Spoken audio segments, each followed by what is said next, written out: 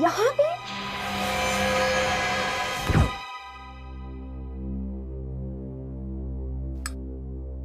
Wow Abhijit, कितना अच्छा खाना बनाया आपने। मजा आ गया, एकदम टेस्टी।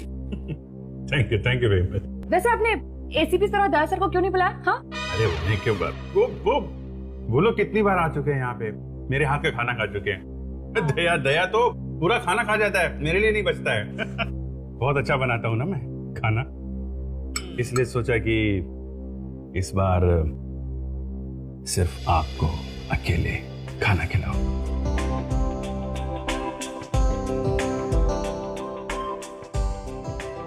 मगर एटलीस्ट सालू के सर को तो बुला लेते। कबाब में हड्डी, किसका नाम ले लिया आपने? क्या कहा आपने? नहीं मतलब सारों के साहब का टेस्ट अलग है, पता नहीं कैसा खाना खाते हैं वो। मेरे हाथ का खाना उन्हें अच्छा नहीं लगता, इसलिए अब बुलाता नहीं उन्हें मैं यहाँ। अरे ऐसी भी क्या बात कर रहे हैं? अभी इतना अच्छा खाना किसे पसंद नहीं आएगा? हाँ वही तो। वैसे एक बात बोलूं, जिसकी भी शादी आपके साथ होगी ना, वो लड़की सही में लकी होगी। अच्छा, तो फिर क्या इरादा है आपका? हाँ? नहीं मतलब एक अच्छा सा रेस्टोरेंट खोलने के बारे में क्या इरादा है आपका? रेस्टोरेंट? हाँ, बहुत अच्छा आइडिया है। आइडिया अच्छा है ना? एकदम।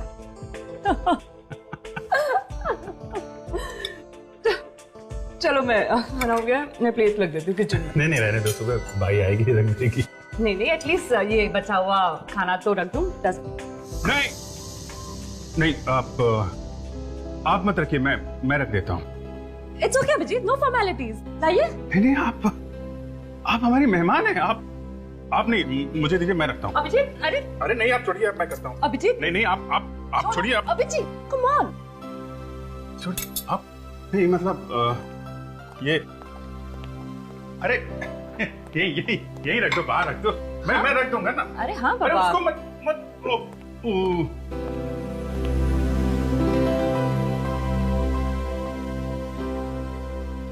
अच्छा अभिजीत, इतना अच्छा खाना बनाया तुमने, जरा मुझे भी वो पनीर की सब्जी की रेसिपी बता दो ना।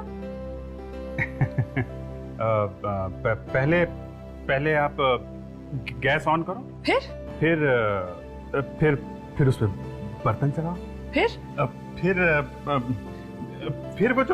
वो होता है ना, वो उसको थोड़ा अपना। हाँ अच्छा वो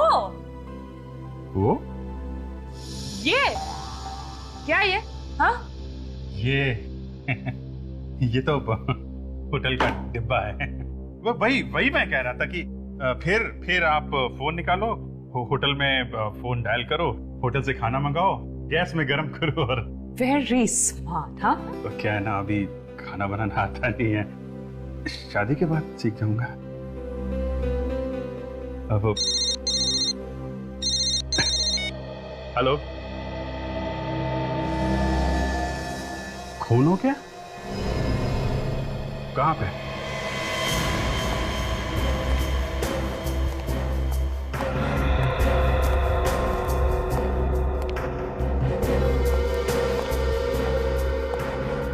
हाँ विवेक, क्या हुआ है? तो पुली वाले से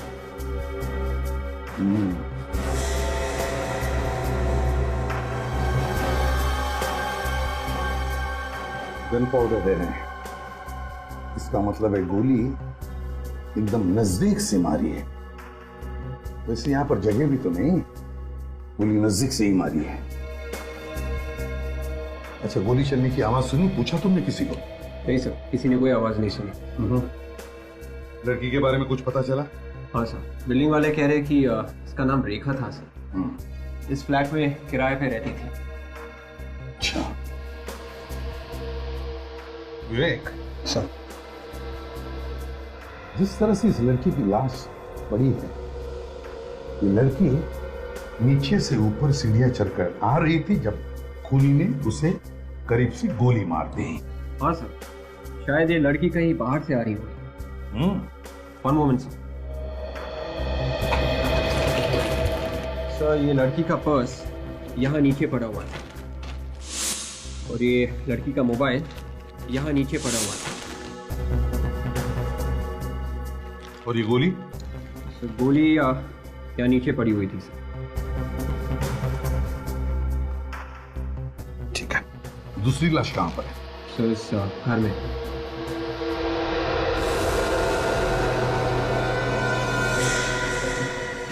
आकर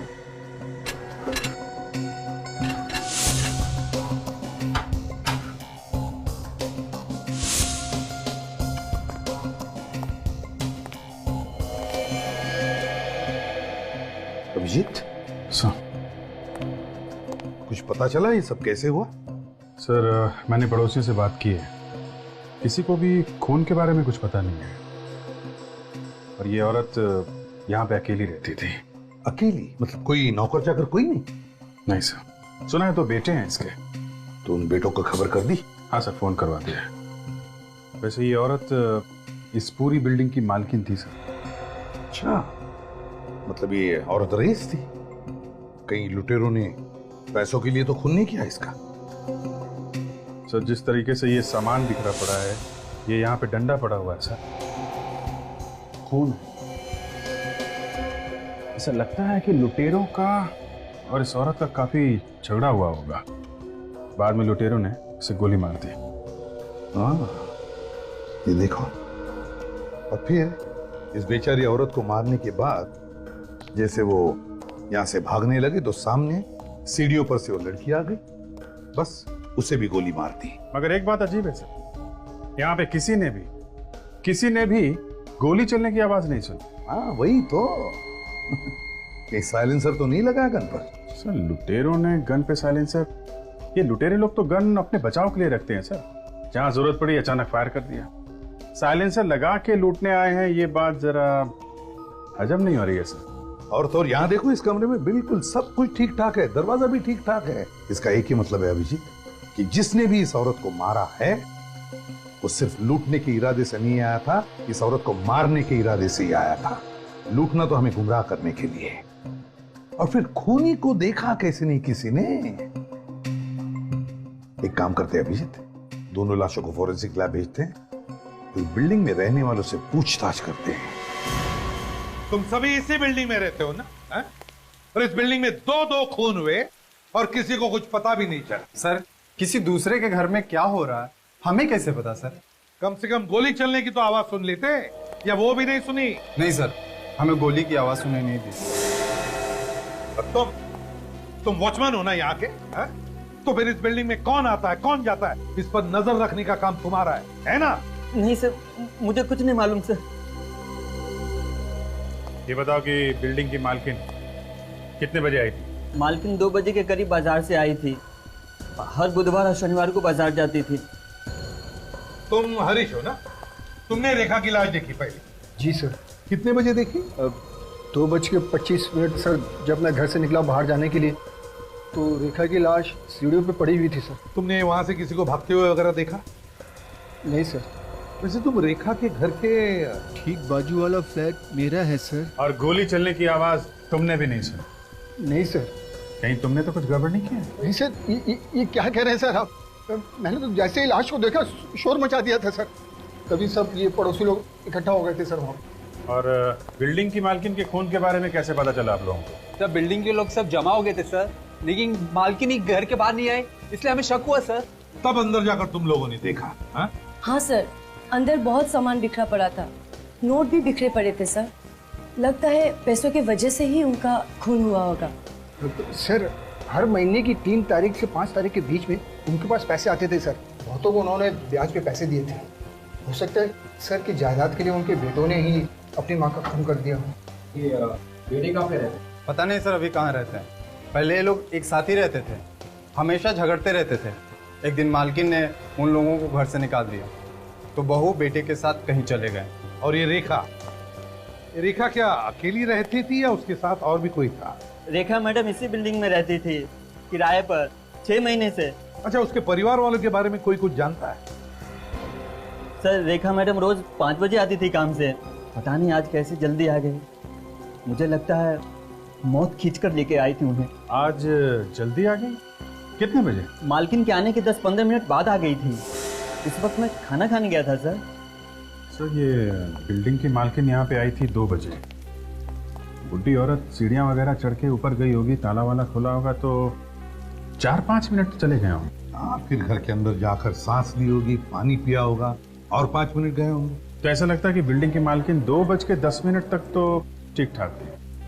और ये रेखा यहाँ पे आई थी 15 मिनट के बाद, मतलब 2:15 पे। और फिर हरीश कह रहा है कि उसने रेखा की लाश 2:25 पर देखी। इसका मतलब है अभिजीत कि जो कुछ भी हुआ है, मतलब ये दोनों खून 2:10 से लेकर 2:25 के बीच में हुए हैं। यस। इसका एक ही मतलब हो सकता है कि खूनी वहीं पर छुप के बैठा था मालकिन के घर के अंदर, है ना? लेकिन अंदर घुसा कैसे होगा घर में? चाबी कहां से लाई होगी उसने? कहीं डुप्लीकेट चाबी का इस्तेमाल तो नहीं हुआ है? हो सकता है, बिल्कुल हो सकता है। विक, बिल्डिंग को अच्छी तरह से छान मारो, देखो कुछ मिलता है क्या। और इस एरिया में जितने भी चाबी वाले उन सबके पास जाओ, पता लगाओ क्या इस बिल्डिंग में से किसी ने भी डुप्लीकेट चाबी बनवाई है क्या। Yes sir.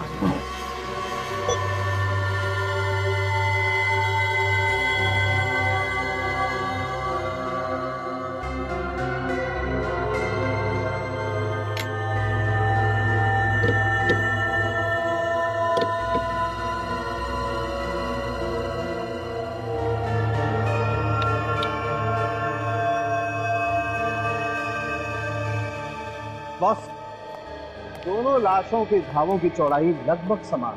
मतलब गोलियां मैच हुई? हाँ, मतलब ये दोनों खून एक ही गन से हुए हैं। बिल्कुल। तो साउंड के बता सकता है किस गन से खून हुए? भगवान हूं मैं। और नहीं तो क्या?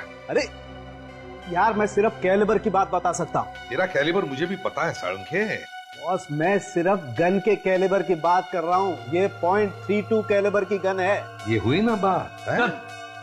आप फ्रेडी, दोनों लोगों की उंगलियों के निशान जो हमें अलमारी पर से मिले, उनके बारे में पता चला किसके हैं? हाँ सर, एक तो इस बिल्डिंग के मालकिन का है सर। फ्रेडी, वो तो हमें पहले से ही पता है। दूसरा निशान किसका है वो बताओ। सर दूसरे के बारे में अभी तक पता नहीं चला सर। सर वो हमारे रिकॉर्ड्स में है ही नहीं। फ्रेडी, मुझे तो लगता है खूनी बिल्डिंग में रहने वालों में से ही कोई है। वो किसे सर? जिस प्लानिंग से ये खून हुए, लगता है खूनी बिल्डिंग की मालकिन को अच्छी तरह से जानता था। वो घर से कब बाहर जाती है, कब वापस आती है, सब कुछ। और कल जब ये मालकिन घर से बाहर गई, खूनी उसके घर में जाकर के चुप बैठा और जैसे ही ये वापस आई उसे उड़ा दिया। हाँ सर, खूनी किसी आसपास के ही फ्लैट में रहता होगा सर, और खून करने के बाद झट से अपने फ्लैट में जाके छुप गया होगा।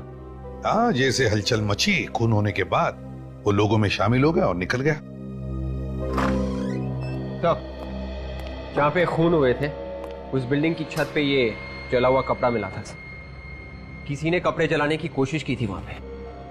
सर खूनी अगर उसी बिल्डिंग में रहता है तो उसे अपने कपड़े टेरेस पे जलाने की क्या जरूरत थी? खुद के फ्लैट में जलाता सर। खूनी ने शायद सोचा होगा कि अगर वो एक कपड़ा अपने फ्लैट में जलाता तो धुआं हो जाता और फिर पड़ोसियों को शक हो जाता, इसलिए उसने ये कपड़ा टेरेस पर जला दिया। काम करो, बिल्डिंग में जितने भी लोग हैं सबके उंगलियों के निशान ले लो, सबके।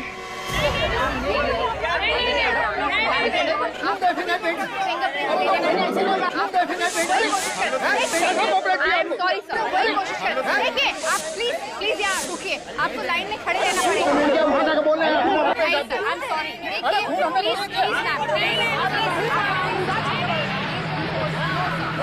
प्लीज अरे चलो यार,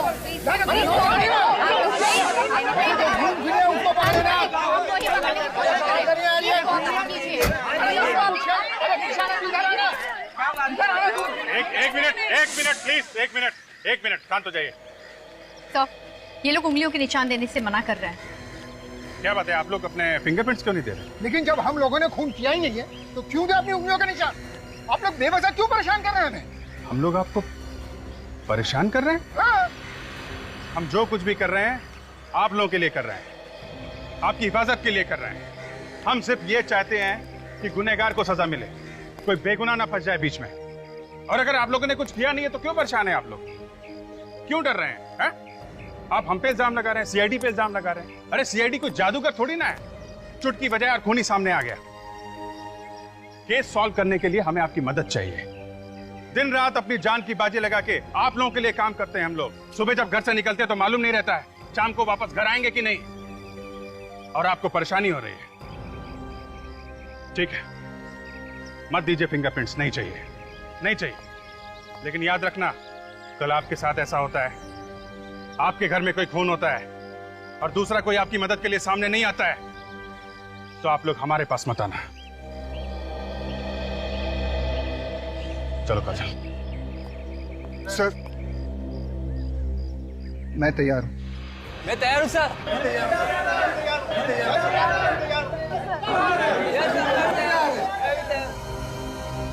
ये लो, आ गई नौटंकी। ये लोग कौन है? सर ये दोनों उसी मालकिन के बेटे हैं जिनकी ये बिल्डिंग है। एक मिनट, आप लोग अंदर नहीं जा सकते।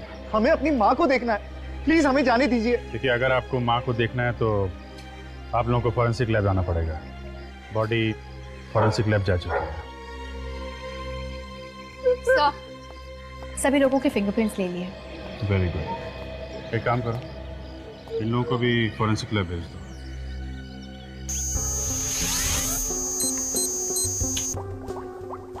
अबे क्या हुआ, परेशान क्यों दिख रहा है? अरे यार परेशान नहीं हो तो क्या करूं, कुछ समझ में ही नहीं आ रहा। हथियार डाल दिया, हार मान लिया।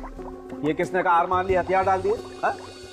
बॉस कंफ्यूजन तुम लोगों ने क्रिएट किया हुआ है। वो कैसे? वो ऐसे कि तुम लोग बोल रहे हो कि खूनी बिल्डिंग में से कोई एक, राइट? हाँ, फिर?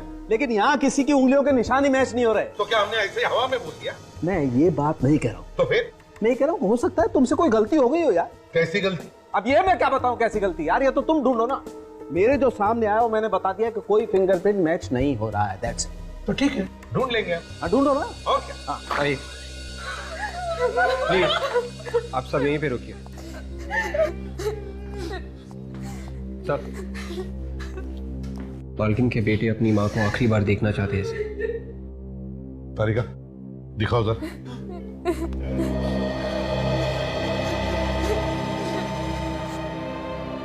आइए।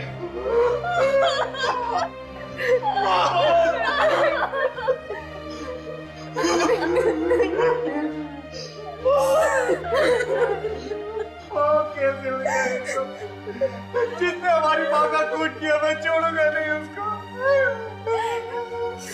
आप लोग कहाँ थे जब ये हुआ? सर हम सब गोवा में थे। गोवा में? क्यों, किस लिए गए थे गोवा? छुट्टियां मनाने गए थे। सच बोल रहे हो? सर हम सच बोल रहे हैं, झूठ क्यों बोलेंगे? हमें जैसे ही पता चला हम फौरन वापस आ गए। सर आप रेडी? एक मिनट सर।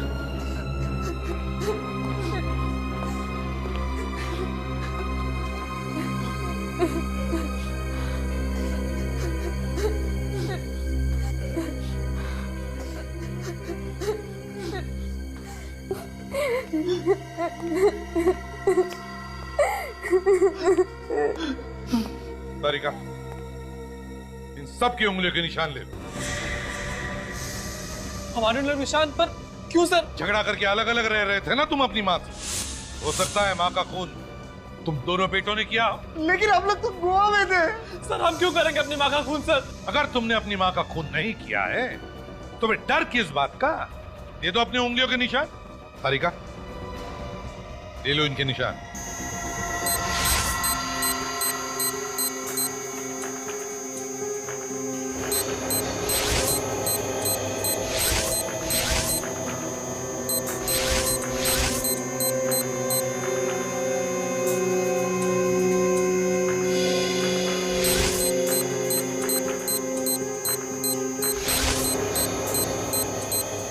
प्लीज।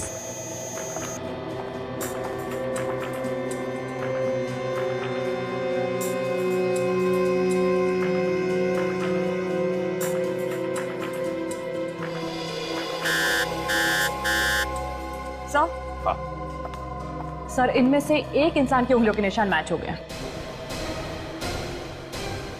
किसके? इसका सर। मेरी उंगलियों के निशान कैसे हो सकते हैं? क्यों नहीं हो सकते? तुम्हारी उंगलियों के निशान है, समझे? बताओ, क्यों किया खून तुमने? मैं अपनी माँ का खून क्यों करूंगा? क्योंकि ये तुम्हारी सौतेली माँ थी, सौतेली माँ।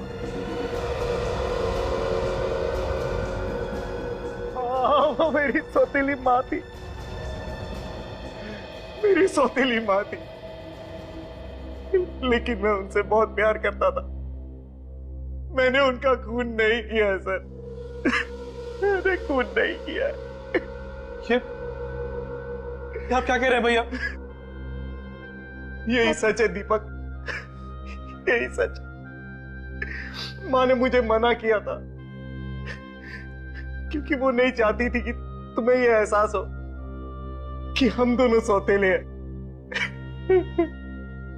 वो हम दोनों से बहुत प्यार करती थी सर, दोनों से बहुत प्यार करती थी। बहुत प्यार करती थी ना, तो फिर बार बार झगड़ा क्यों करते थे अपनी माँ के साथ? सर, झगड़ा हमारा नहीं होता था, हमारी बीवियों की नहीं जमती थी माँ के साथ। क्यों? ऐसी क्या बात थी जो तुम्हारी बीवियों की नहीं बनती थी? सर, हमारी माँ चाहती थी कि ये लोग काम करें, लेकिन इन्हें तो काम करना अच्छा ही नहीं लगता है। मुफ्त की रोटियां चाहिए बस इन्हें। सर ये तो चाहती है कि कोई रोटी का थोड़ा थोड़े उनके मुंह में डाल दे। तो फिर घर छोड़कर क्यों गए तुम लोग? सर माना ही खाता सर कि अगर हम अलग अलग रहेंगे तो बीवी अपनी जिम्मेदारियां समझेंगी। मैंने तो माँ से मना भी किया था कि हम लोग घर छोड़कर नहीं जाएंगे, लेकिन उन्होंने मना कर दिया। वो हमारा भला चाहती थी। भलाई का बदला तुमने दे दिया खून करके, है ना? सर, मैंने खून नहीं किया है।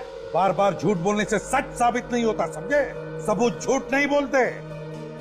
तुम्हारी उंगलियों के निशान मिले हैं तुम्हारी माँ की अलमारी पर। कैसे आए वो निशान? हैं? कौन? सर, 3 दिन पहले माँ ने मुझे घर पर बुलाया था। उन्हें पता चल गया था कि मुझे कुछ पैसों की जरूरत है। फिर वो मुझे 3 लाख देने के लिए तैयार थी, लेकिन मुझे 4.5 लाख रुपए चाहिए थे। लेकिन बाकी के पैसे मांगने में मुझे शर्म आ रही थी। तो मैंने नाटक किया। कैसा नाटक? जैसे ही माँ कमरे में पैसे लेने के लिए गई, मैं भी उनके पीछे पीछे कमरे में चला गया और कमरे में जाते ही तबीयत खराब होने का नाटक करने लगा। माँ बाहर गई पानी लाने के लिए, तभी मैंने अलमारी में से पैसे चुरा लिए। शायद उसी वक्त मेरी उंगलियों के निशान आ गए होंगे। वाह रे वाह, देखा इस सत्यवादी को? ये माँ से पैसे भी मांगता है, ऊपर से माँ के पैसे भी चुराता है, और फिर कहता है कि पैसे मांगने में शर्म आती है। तो फिर सत्यवादी जी बताइए, फिर क्या किया तुमने? सर, अगले ही दिन हम लोग गोवा चले गए। उसके बाद क्या हुआ हमें पता नहीं। ये हमें मालूम है क्या हुआ। ये कल 3-4 घंटे तुम गोवा में नहीं थे तुम गोवा में, बल्कि यहां थे मुंबई में। फ्लाइट से आए थे तुम, अपनी माँ का खून किया और वापस चले गए गोवा।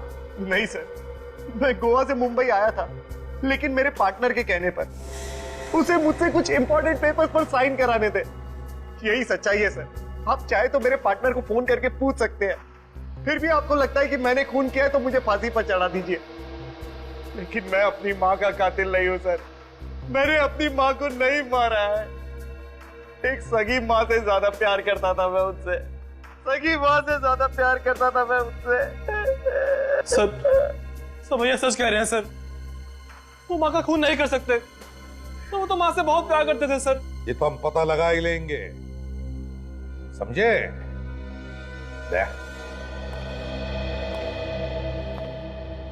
पता नहीं क्यों ऐसे लग रहा है कि कुछ छूट रहा है हमारे हाथों से।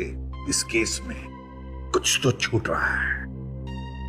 फिर से शुरू से देखना पड़ेगा। तब तक इसे कस्टडी में रखो।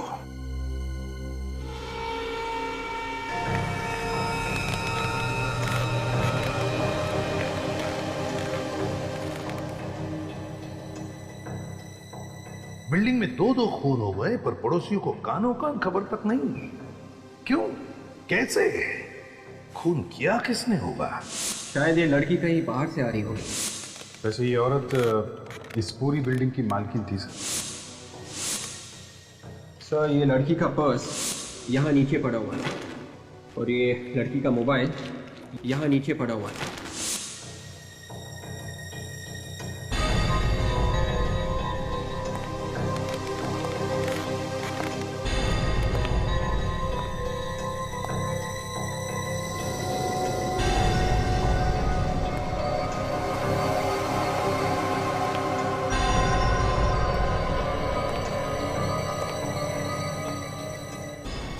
ये बताओ कि बिल्डिंग की मालकिन कितने बजे आई थी? मालकिन 2 बजे के करीब बाजार से आई थी। सर रेखा मैडम रोज 5 बजे आती थी काम से, पता नहीं आज कैसे जल्दी आ गई। हर महीने की 3 तारीख से 5 तारीख के बीच में उनके पास पैसे आते थे सर। हो सकता है कि जायदाद की वजह से उनके बेटों ने ही अपनी माँ का खून कर दिया हो सर। लेकिन मैं अपनी माँ का कातिल नहीं हूँ सर। मैंने अपनी माँ को नहीं मारा है। एक सगी माँ से ज्यादा प्यार करता था मैं उससे। अगर ये खून बेटों ने नहीं किया है तो फिर खून किसने किया होगा?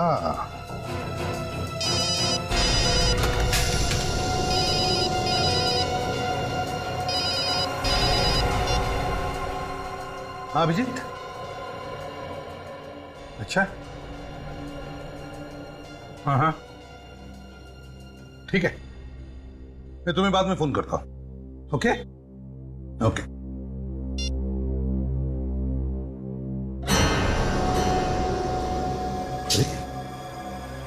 फोन नीचे गिर के भी टूटा क्यों नहीं?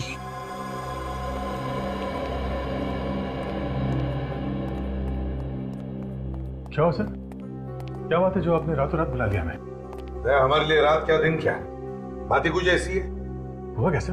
इस केस में बहुत बड़ा सुराग हाथ लग गया है। सुराग? कैसे सुराग? जब मैं घर गया तो न जाने क्या मेरे दिमाग में आया। मैंने अपना ये मोबाइल फोन 3 बार ऐसे 3 बार गिराया, लेकिन मेरे मोबाइल को कुछ नहीं हुआ, सिर्फ उसका कवर अलग हुआ था और एक छोटा सा स्क्रैच स्क्रीन पर था। मोबाइल बड़ा मजबूत है सर। हाँ है फ्रेडी। मगर सर मोबाइल ना टूटने से इस केस का क्या लेना देना? फ्रेडी, मेरा ये मोबाइल 3 बार ऊपर से नीचे गिरने के बाद भी उसे कुछ नहीं हुआ, सिर्फ एक छोटा सा स्क्रैच स्क्रीन पर। और फिर ये मोबाइल, या रेखा का ये मोबाइल जो हमें उसके लाश के पास से मिला, इसका स्क्रीन देखो कितनी बुरी तरह से टूटा हुआ है। ये कैसे है? या लगता है खूनी ने रेखा का पहले खून किया और फिर उसके मोबाइल को इतनी बुरी तरह से तोड़ दिया, फिर उसके लाश के पास रखा और वहां से भाग गया। मगर सर वो चोर ऐसा क्यों करेगा? वो तो गोली मार के सीधे भाग जाएगा वहां से। वही तो दया, ये खून चोरी की वजह से नहीं हुए, खून की वजह से चोरी हुई है। खून की वजह से चोरी? वो कैसे सर? फ्रेडी खूनी रेखा को मारने के लिए आया था, लेकिन उसने पहले बिल्डिंग के मालकिन के घर में चोरी की और मालकिन का खून कर दिया, और फिर उसके घर से बाहर निकलने के बाद उसने रेखा को भी मार दिया। क्यों? हमें यह दिखाने के लिए कि ये दोनों भी खून उसने चोरी की वजह से किए। हमें गुमराह कर रहा था वो। तो रेखा का मोबाइल? गलती की फ्रेडी, खूनी ने बहुत बड़ी गलती की, रेखा का फोन तोड़कर बहुत बड़ी गलती की। मोबाइल कंपनी में जाओ और पता लगा रेखा ने किस किस को फोन किए थे और उसे कहां कहां से फोन आए थे, और उसके ऑफिस में भी जाकर पता लगाओ कि रेखा कहां कहां जाती थी, किस किस से मिलती थी और वो कहां की रहने वाली थी।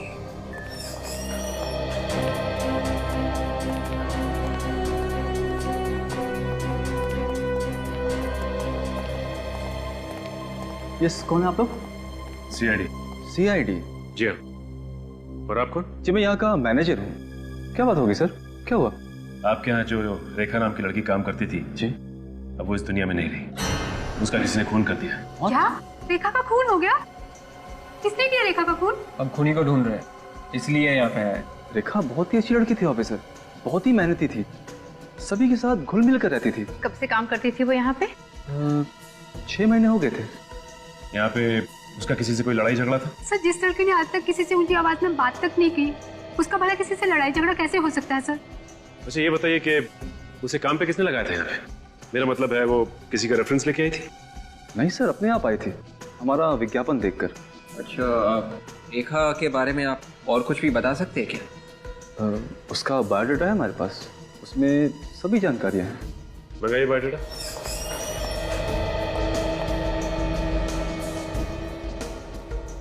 बायोडाटा में लिखा है कि 4 साल से रेखा मुंबई में काम कर रही थी और बीच में उसने नौकरी भी छोड़ी थी। और ये देखो, 2005 से 2009 तक उसने इस कंपनी में काम किया और उसके बाद 2009 से 2011 फरवरी तक कोई भी काम नहीं किया। आपने उससे पूछा नहीं इन 2 सालों में उसने क्या किया? पूछा था सर। 2009 में एप्टीट्यूड कंपनी का जॉब छोड़ने के बाद वो अपने गांव चली गई थी। 6 महीने पहले ही वो वापस इधर आई है और हमारे यहाँ जॉब कर रही है। गांव का है उनका? जी, गांव के बारे में उसने कभी कुछ नहीं बताया। अच्छा ये बताइए कि उससे मिलने जुलने कोई आता था यहाँ पे? सर, जब से उसने ऑफिस ज्वाइन किया है आज तक हमने तो नहीं देखा उससे कोई मिलने आया हो। सर, एक बार मैंने उसे देखा था किसी आदमी से बात करते हुए ऑफिस के बाहर। अच्छा, कौन था वो? मालूम नहीं सर, दूर से देखा था इसलिए चेहरा देख नहीं पाई। ये कब की बात है? सर, 3-4 महीने हो गए हैं। अच्छा, और कुछ याद है आपको? सर, ऐसा लग रहा था जैसे वो आदमी रेखा की खुशामद कर रहा हो। उसके बाद उसको मैंने कभी नहीं देखा। एक बार मैंने रेखा से पूछा था लेकिन उसने इसके बारे में मुझे कभी कुछ नहीं बताया। कौन हो सकता है आदमी? 2 और 2:25 के बीच में रेखा और उस बिल्डिंग की मालकिन का खून हो गया। हाँ सर। और फिर 2:15 पर और 2:20 पे एक ही नंबर से रेखा को 3 बार फोन आए। हाँ सर, और मरने से 1 दिन पहले इसी नंबर से किसी ने फोन किया था सर, रात को करीब 11:45 को। पूरे 2 मिनट तक बात की थी। रात को? हाँ सर। जब रात को कोई फोन करता है और इतनी देर तक बात करता है, इसका मतलब है कि वो आदमी कोई जान पहचान वाला ही आदमी हो सकता है। और सर, मरने से पहले ये जो 3 फोन कॉल्स आए थे, हाँ, उसमें पहला कॉल 40 सेकंड, दूसरा 37 सेकंड और तीसरे कॉल में 25 सेकंड तक बात की थी फोन करने वाले ने सर। तो कहीं ऐसा तो नहीं कि ये जो भी कोई है ये पता लगाने की कोशिश कर रहा था कि उस वक्त रेखा कहां तक पहुंची है? हाँ सर, लगता तो कुछ ऐसे ही है ना? एक काम कर दो, इस नंबर पे फोन करके देखो, पता तो चले ये किसका नंबर है। सर, मैंने इस नंबर पे फोन किया मगर फोन बंद है सर। अच्छा।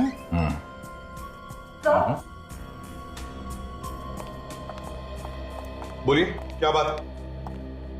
सर, मैं रेखा की फ्रेंड हूँ मालिनी। मैं उसके घर गई थी तो बिल्डिंग वालों ने बताया कि उसका खून हो गया है और सीआईडी जांच कर रही है केस की। सही बताया उन्होंने। सर, कुछ पता चला खूनी के बारे में? नहीं, अब तक तो कुछ पता नहीं चला। वैसे आप रेखा को कब से जानती थी? सर, 6 साल पहले हम दोनों साथ में काम करते थे एप्टीट्यूड कंपनी में, मगर 2 साल पहले वो कहीं अचानक गायब हो गई थी। गायब हो गई? कैसे? पता नहीं सर, बिना बताए ना जाने कहाँ चली गई। तो तुमने पता लगाने की कोशिश नहीं की? पता करने की बहुत कोशिश की सर, मगर कहीं कोई सुराग ही नहीं मिला। फिर एक दिन अचानक 5 महीने पहले उसका फोन आया कि वो मुंबई वापस आ गई है। तो तुम उससे मिली? हाँ सर, 4-5 बार मिली और कल रात को मैं मिलने वाली थी। हाँ, बेचारी का उससे पहले ही खून हो गया। मैंने कई बार उसका फोन भी ट्राई किया मगर उसका फोन स्विच ऑफ आ रहा था सर। हम लोग फिल्म देखने जाने वाले थे मगर उसका कोई फोन ही नहीं आया। वैसे तुम्हारी दोस्त रेखा का किसी से प्यार व्यार का चक्कर था क्या? इसके बारे में तो कभी कुछ बताया नहीं उसने। अच्छा, ये एप्टीट्यूड कंपनी कहाँ है? ये कंपनी तो 1.5 साल पहले बंद हो चुकी है। उसने कभी बताया कि 2 साल पहले वो अचानक कहाँ गायब हो गई थी? क्या तुमने पूछा उससे? मैंने पूछने की कई बार कोशिश की मगर उसने इसके बारे में कभी कुछ भी नहीं बताया मुझे। चलो कोई बात नहीं। वैसे थैंक यू वेरी मच, आपके आने से हमें रेखा के बारे में बहुत कुछ पता चला। आप जा सकती हैं, मगर हाँ, अगर जरूरत पड़ी तो हम आपको वापस बुला लेंगे, ठीक है? जरूर sir. Thank you. Thank you very much. जरूर इस रेखा के साथ कुछ न कुछ हुआ था 2 साल पहले जो गायब होगी और फिर 2 साल के बाद में वापस भी आ गई। और आने के 6 महीने बाद ही किसी ने उसका खून कर दिया सर। अच्छा, उसके गांव के बारे में कुछ पता चला? हाँ सर, रेखा के ऑफिस में जो वॉचमैन है उसने कहा कि एक बार रेखा ने उसे मनी ऑर्डर करने के लिए दिया था नासिक के पास किसी गांव में। निखिल गया है पता करने के लिए। सर, जिस नंबर से रेखा को फोन किया गया था वो नंबर किसी नितिन नाम के आदमी का है सर, कांदिवली में रहता है। लोकेशन पता चला? आखिरी बार किस जगह से फोन आया? हाँ सर, उसी बिल्डिंग से आखिरी बार फोन किया गया था सर, जहां पे उन दोनों का खून हुआ है। उसी बिल्डिंग से फोन आया था। तो बस उठाओ इस नितिन को। परेशान क्यों हो रहे हो भाई? अंदर से देखना है क्या? ये घर नितिन का ही है। हाँ, नितिन का ही है। नितिन कहाँ पे? अमेरिका का वीजा है। नहीं, क्यों? फिर तो मिलना मुश्किल है। मतलब ये नितिन अमेरिका में? हाँ। कब से? 2 साल हो गए। जब से उसका नौकरी यहाँ से छूट गया है ना, वहीं पे चला गया। सर, ये रेखा भी 2 साल पहले गई थी मुंबई छोड़ के, और ये नितिन भी 2 साल पहले। कहीं इन दोनों का आपस में कोई संबंध तो नहीं? अच्छा, ये बताइए कि ये नितिन 2 साल पहले यहाँ पे कहाँ काम करता था? हाँ, बताया तो था। पर्यावरण में कोई कंपनी थी, एप्टीट्यूड नाम की। ये रेखा भी तो एप्टीट्यूड कंपनी में काम करती थी सर। और ये नितिन 2 साल से अमेरिका में है और उसका मोबाइल चालू है। और हो सकता है जो उसका मोबाइल इस्तेमाल कर रहा है।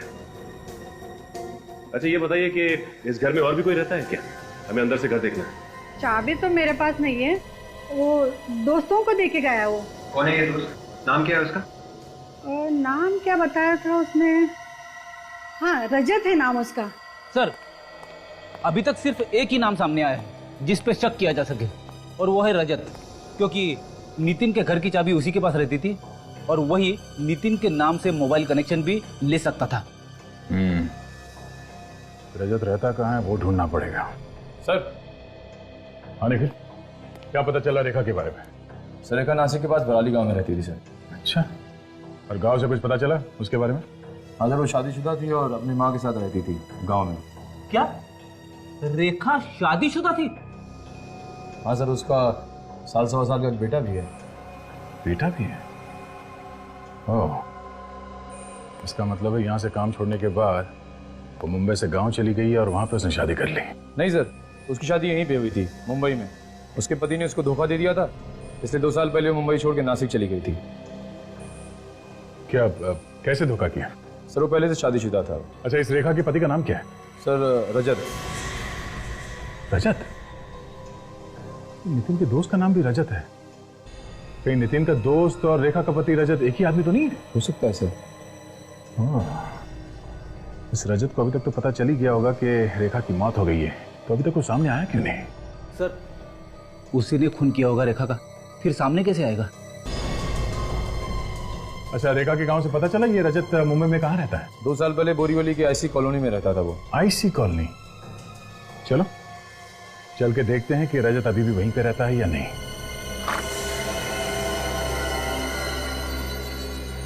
क्या बात भाई साहब, किससे मिलना है? रजत से। हाँ बताइए, मैं ही हूँ। दरवाजा खोलो। आप लोग कौन? सीआईडी। सीआईडी? हाँ, सीआईडी।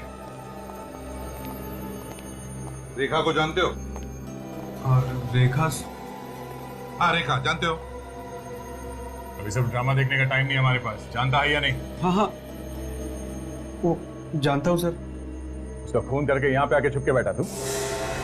सर, खून? हाँ। क्या सोच क्या रहा था? सर, भी आप लोगों ने नहीं तो बताया सर कि उसका खून हो गया। परसों दोपहर को 2 और 3 बजे के बीच में कहाँ थे तुम? मैं पूना में था सर। सबूत क्या है तुम्हारे पास? सबूत सर, होटल रॉक सर। आप चाहिए तो फोन करके पूछ लीजिए, मैं रूम नंबर 203 में ठहरा हुआ था सर। विवेक, पता लगाओ ये सच बोल रहा है या झूठ। Yes sir. रेखा से मिले थे ना तुम? हाँ सर, 2 बार मिला था सर, वो भी सर 3 महीने पहले मिला था। कहाँ? सर, रेखा मुंबई में नहीं थी। अचानक 3 महीने पहले मैंने उसको उसके ऑफिस के बाहर देखा, तब मुझे पता चला कि रेखा मुंबई में है। सर मैंने उससे बात करने की कोशिश की लेकिन उसने मेरे से बात नहीं की सर। क्यों? बात क्यों नहीं की उसने तुमसे? मेरे से थोड़ी गलती हो गई थी। गलती? कैसी गलती? सर मैं और रेखा एक ही ऑफिस में काम करते थे और मैं सर उससे प्यार कर बैठा। तो उसमें गलती क्या? मैं सर पहले से शादीशुदा था। और रेखा को ये पता नहीं था कि तुम्हारी पहली शादी हुई थी? नहीं सर। फिर रेखा भी मेरे से प्यार करने लगी, फिर हम दोनों ने चुपके से दूसरी शादी कर ली और फिर सर जैसे उसको पता चला वो मेरे से नाराज हो गई और छोड़ के चली गई सर। और अब जब तुम्हें मिली तो तुम्हें डर लगा कि कहीं ये तुम्हें पकड़वा ना दे, हाँ? इसीलिए उसका खून कर दिया? नहीं नहीं नहीं सर, मैं तो सर पिछले 3 महीने से उससे मिला नहीं सर। नितिन कौन है? नितिन? नितिन हाँ दोस्त है मेरा, हम दोनों एक ही ऑफिस में काम करते हैं। आजकल वो अमेरिका में है सर। तुम्हारे और रेखा के रिश्ते के बारे में ये नितिन जानता है? हाँ सर। ये मोबाइल नंबर 0190732802 जानते हो? नहीं सर। किसी ने नितिन के घर के एड्रेस प्रूफ पे ये नंबर लिया है। नहीं नहीं सर, ये कैसे हो सकता है? सर नितिन के घर के सारे पेपर्स मेरे पास हैं और उसके एड्रेस पे ये नंबर कैसे निकाल सकता है सर कोई? वो तो हम पता लगा ही लेंगे कि इस एड्रेस पे किसी ने ये नंबर कैसे लिया। सर ये सच कह रहा है, ये पूना में ही था। इस वक्त तुम्हारी पहली बीवी कहाँ है?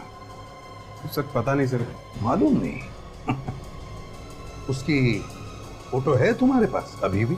हाँ सर। लाइए दिखाइए।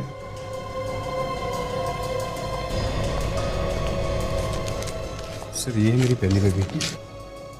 सर डाइवोर्स के बाद हम दोनों अलग रहने लगे थे। अच्छा तो ये चक्कर है।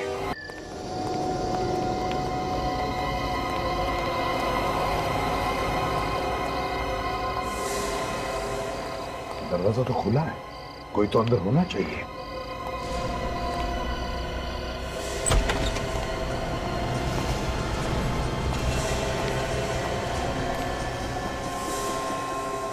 देख विवेक, तुम दोनों इस तरफ जाओ, काजल इस तरफ जाओ।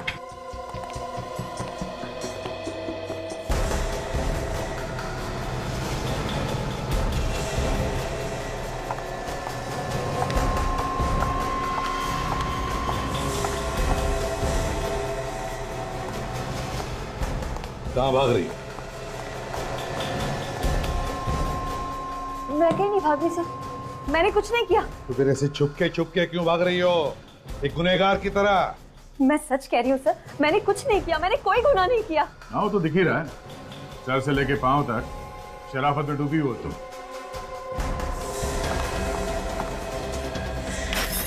रुक जाओ, कोई मेरे पास नहीं आएगा, दूर खड़ा रहो मुझसे।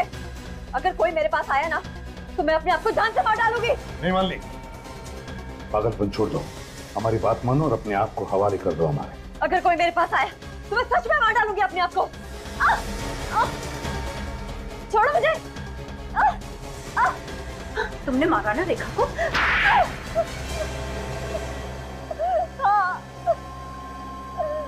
मैंने ही मारा है रेखा को, मैंने ही खून किया है उसका।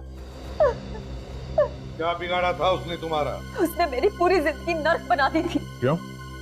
ऐसा क्या किया उसने? उसने मेरे पति को बता के उससे शादी कर ली और मुझे पता तक नहीं चला।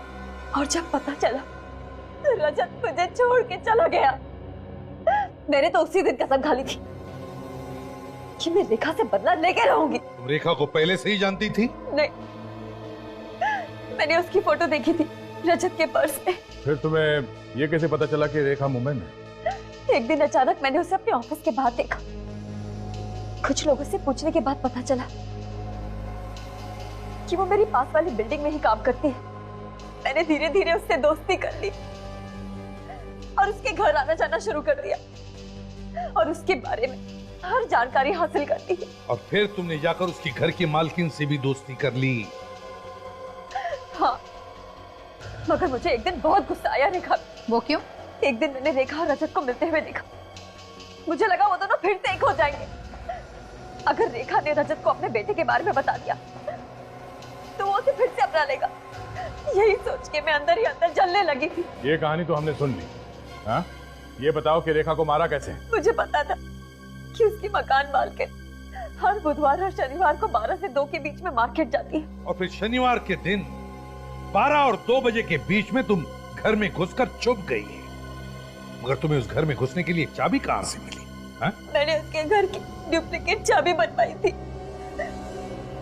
और मौका पाके मैं उसके घर में जाके छुप गई। जैसे उसकी मकान मालकिन अंदर आई, मैंने उसे भी मार डाला। और रेखा को फोन करके तुमने घर बुला लिया?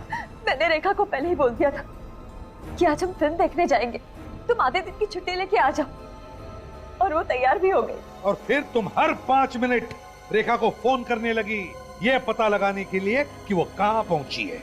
हाँ, और जब रेखा ने मुझे बताया कि वो बाहर सीढ़ियों पे पहुंच गई है, तो मैं बाहर निकली और मैंने सीढ़ियों पे ही रेखा को मार दिया और उसका फोन भी तोड़ दिया ताकि किसी को फोन के रिकॉर्ड ही ना मिले, और वहां से टेरेस पे भाग गई। और तुमने वहां पे अपनी जैकेट जला दी और फिर बी विंग से होकर नीचे उतर के भाग गई तुम। हाँ? हाँ। तुम्हारी बदले की आग में तुमने 2 लोगों के खून कर दिए। अगर ठंडे दिमाग से सोचती तो शायद आज ये नौबत नहीं आती। अब जेल में सड़ते रहना, फांसी का ऑर्डर आने तक।